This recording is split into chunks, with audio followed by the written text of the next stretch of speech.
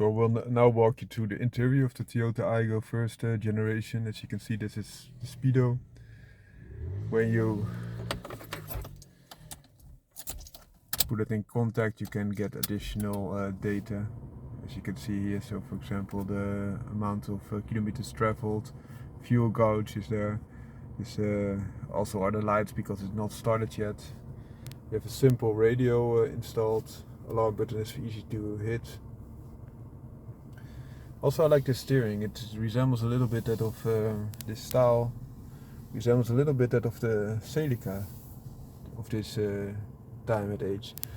Very rudimentary storage space, but you do have some storage space here and here, and also as a passenger you can have some small storage parts. Still has the manual handbrake.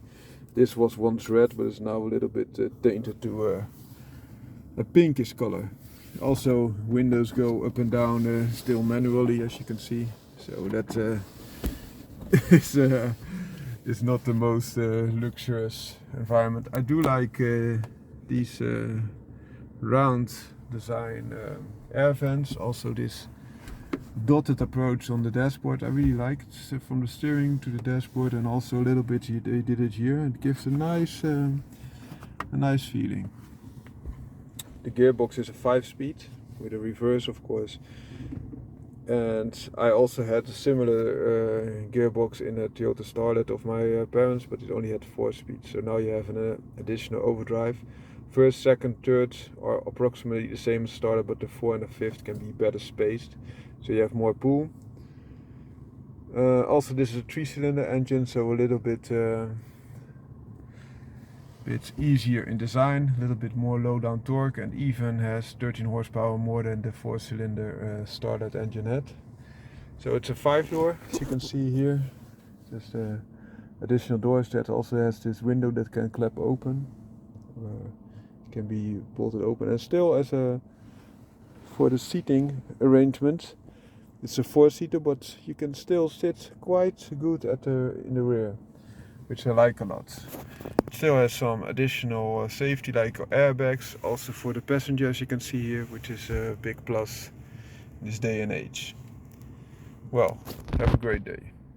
So another foundering car, again from the Toyota Aygo, and today we will discuss why this Toyota Aygo is a good car. So a small introduction, you saw the speedo of the Aygo in the intro. This type of car is good in a sense because it is simple, essential driving of a car.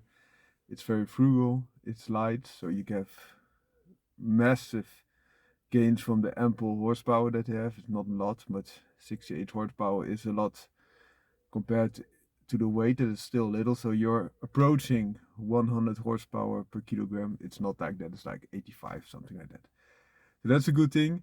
The other thing is, because it is light, you also have, with this simple brake setup, still a capable car, and also in the bends, because it is playful.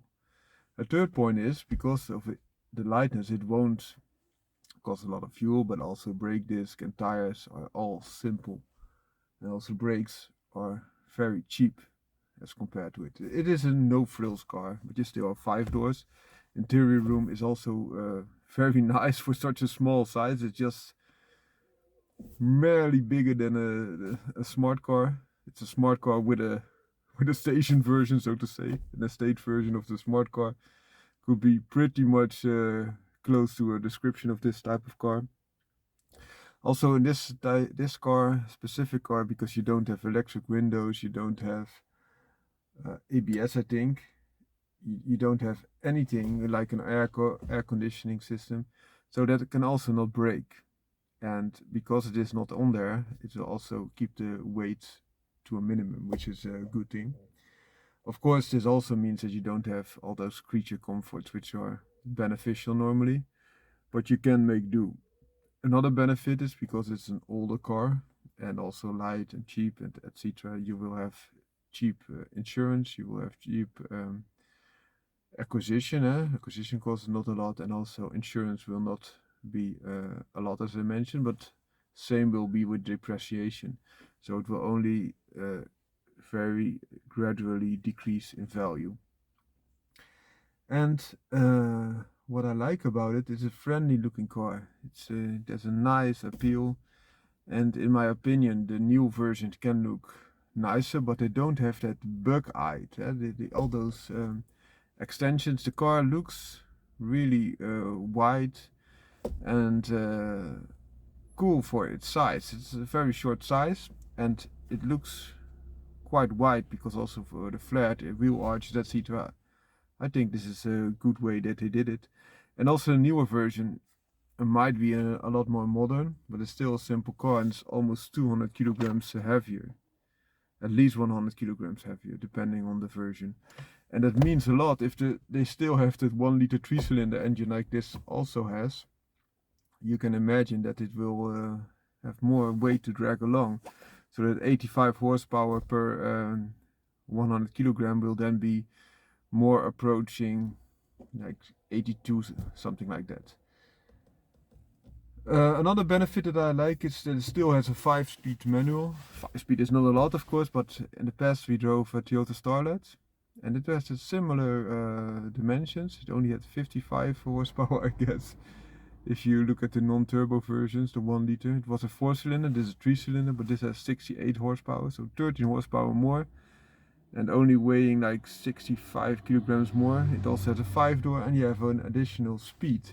So the Toyota Starlet had only 4 speeds, but still, if you look at this car, 1 will be approximately 50 kilometers, 2 will be approximately 100 kilometers, 3 approximately 145, 150 kilometers, and that are almost the same as a Starlet had. Yeah? But then you have 4th and 5th, so you have an overdrive function, and this will also help keep the highest speed pool intact, because the 4th gear can be a little bit more space in between. It is not an overdrive function, and the 5th gear can still act as an overdrive function, so that diminishes the noise of the engine, etc., intruding into the cabin, but also the fuel economy will be better with such a concept. Also, the Starlet didn't have 5 doors that we had a 3-door Starlet. So if you take that into consideration, a 5-door Starlet would also be heavier and would be very close to this type of car. Perhaps it does have ABS, but I found out that the brakes sometimes have a little bit more trouble when it's wet, but it could be that the ABS just intruding that much. So that could be the case. So that's it in a nutshell. I hope you like this Toyota Aygo. I do, as a in-between car. I think it's a good thing. Also, when you come from a Tesla, any car that you would take would be a step back. If you have a Tesla Model S, almost any car. Otherwise, you have to go up again. But it's quite hard. Because also in the Netherlands, then you have to pay BPM if you don't buy an additional electric car. So that would be a lot more pricey. And with this in between, regardless of what type of car you get next to this car, you will probably have a step up, especially creature comforts, but also a little bit modern, etc., etc. Well, found a car, out.